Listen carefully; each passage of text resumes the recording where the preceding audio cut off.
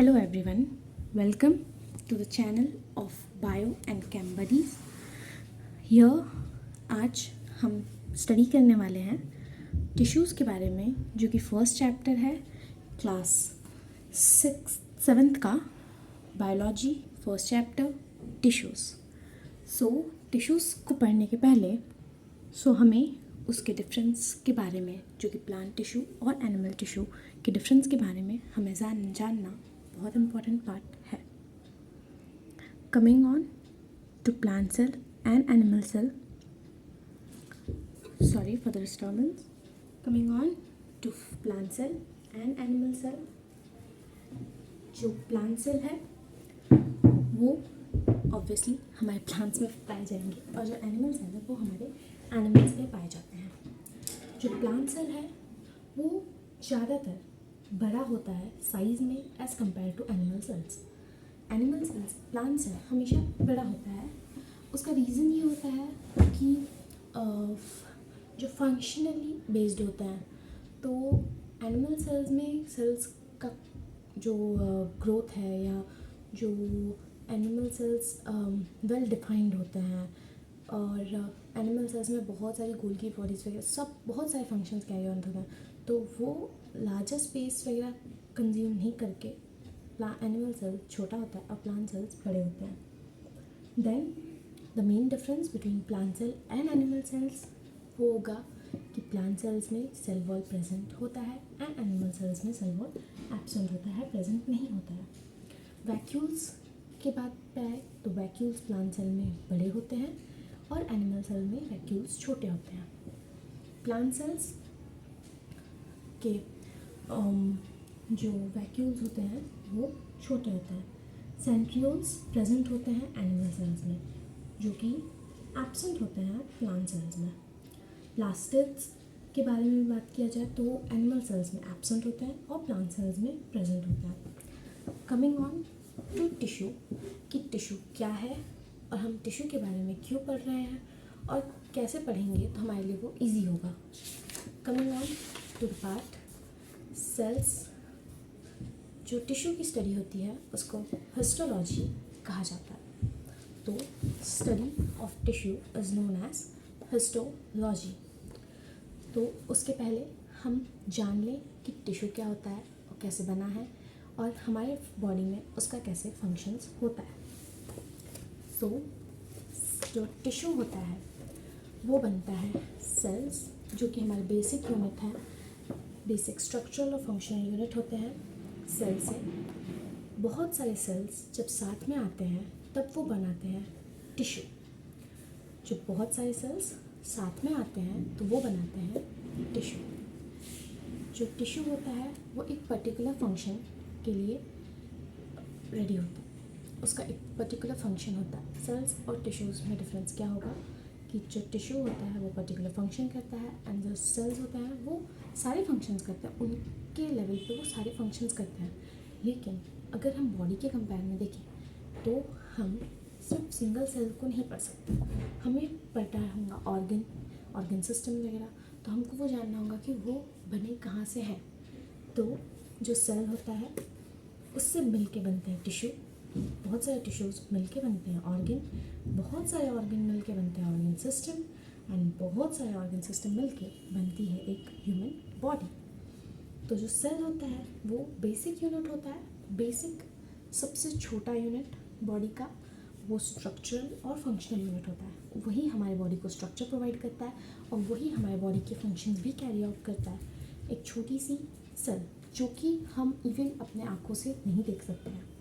बहुत सारे सेल मिलके एक टिश्यू फॉर्म करते हैं, और जो कि वो एक पर्टिकुलर फंक्शन करता है. टिश्यू एक पर्टिकुलर फंक्शन करता है. अब ऑब्वियस सी बात है, अगर टिश्यू एक पर्टिकुलर फंक्शन करते हैं और बहुत सारे टिश्यूज़ को हमने साथ में लेके आए तो एक ऑर्गन बन रहा है. तो एक ऑर्गन बहुत सारे फंक्शन के लिए रेडी होगा. तो एक ऑर्गन एक से ज़्यादा फंक्शंस करता है. इसीलिए ऑर्गन बहुत सारे टिश्यूज़ को मिला के बनता है. बहुत सारे टिश्यूज़ जब साथ आते हैं तब बनता है एक ऑर्गन. एंड बहुत सारे ऑर्गन जब साथ में आते हैं तो एक ऑर्गन सिस्टम बनता है. जैसे कि डाइजेस्टिव सिस्टम हो गया, रेस्पिरेटरी सिस्टम हो गया, नर्वस सिस्टम हो गया, सर्कुलेटरी सिस्टम हो गया, और बहुत सारे. जो ऑर्गन सिस्टम है, उसमें बहुत सारे ऑर्गन होते हैं। एग्जाम्पल के अगर तौर पर हम डाइजेस्टिव सिस्टम देखें तो starting from the mouth, mouth is also our organ, then comes the oesophagus, it's also our organ, then comes the stomach, it's also our organ, then small intestine, then large intestine, liver, pancreas, all these helps for the digestion purpose. So all this coming together, many organs coming together forms a organ system. बहुत सारे organ जब साथ में आते हैं तो organ system, और ऐसे ही बहुत सारे ऑर्गन सिस्टम्स जब साथ में आते हैं तो वो फॉर्म करते हैं एक पर्टिकुलर बॉडी। हम पढ़ रहे हैं यहाँ पे टिश्यू के बारे में। टिश्यू, तो हमने टिश्यू का क्लासिफिकेशन देखा दो, एक प्लांट टिश्यू एंड एक एनिमल टिश्यू। फर्दर मूविंग और हम पढ़ेंगे प्लांट टिश्यू के बारे में। तो प्लांट टिश्यू का क्लासिफिकेशन हम पहले देख लें। तो प्लांट टिश्यू डिवाइड होता है मेरिस्टेमेटिक टिश्यू में और परमानेंट टिश्यू में। जो मेरिस्टेमेटिक टिश्यू होते हैं वो होते हैं डिवाइडिंग टिश्यूज़, जो टिश्यू डिवाइड करते हैं, जो टिश्यूज़ डिवाइड करते हैं उनको हम बोलते हैं मेरिस्टेमेटिक टिश्यू। जो टिश्यू डिवाइड नहीं कर पाते उनको हम बोलते हैं परमानेंट टिश्यू, मतलब वो अब फर्दर डिवाइड नहीं होंगे। मेरिस्टेमेटिक टिश्यू के कैरेक्टरिस्टिक्स पे जाएं तो वो लिविंग होते हैं, ऑब्वियसली अगर वो डिवाइड कर रहे हैं तो वो लिविंग होंगे। वो साइज़ में स्मॉल होता है, उनके वॉल्स, उनके थिन वॉल्स होती हैं एंड उनमें साइटोप्लाज्म बहुत सारा होता है। उनके डिस्टिंक्ट न्यूक्लियस नहीं होता है, परफेक्ट न्यूक्लियस नहीं होता है। सेल्स के बीच में स्पेस नहीं होता है। स्पेस इसलिए नहीं होता है क्योंकि वो फटाफट डिवाइड कर रहा है एंड वो बहुत जल्दी डिवाइड करते हैं और बहुत सारे नंबर्स ऑफ सेल्स बनाते हैं। डिवाइडिंग टिश्यूज़ इसको हम बोल सकते हैं मेरिस्टेमेटिक टिश्यू को। मेरिस्टेमेटिक टिश्यू 3 इसमें क्लासिफाइड है: apical meristematic, intercalary meristematic and lateral meristematic. जो एपिकल मेरिस्टेमेटिक है वो एपेक्स पे प्रेजेंट होगा एकदम को। जो प्लांट का एपेक्स होता है वो रूट हो सकता है, वो शूट हो सकता है।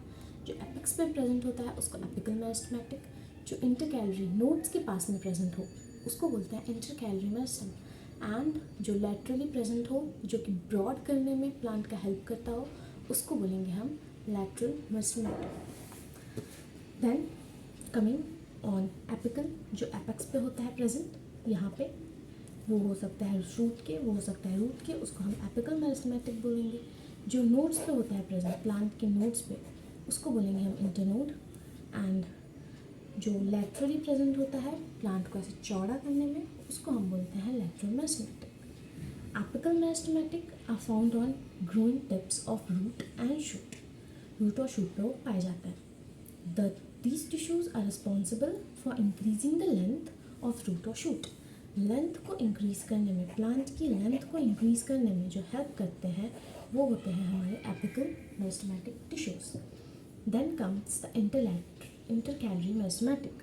इंटरकैलरी मेरिस्टेमेटिक मैंने पहले ही बताया था कि वो नोड्स पे प्रेजेंट होता है, नोड्स पे।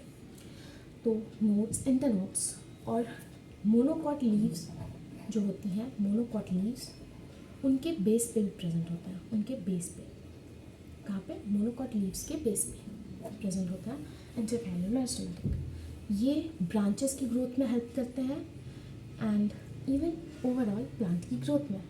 जो हमारे लैटरल मेरिस्टेमेटिक टिश्यू हैं वो प्लांट को ब्रॉड करने में हेल्प करते हैं, प्लांट को ब्रॉड करने में, उसके ग्रोथ में हेल्प करते हैं।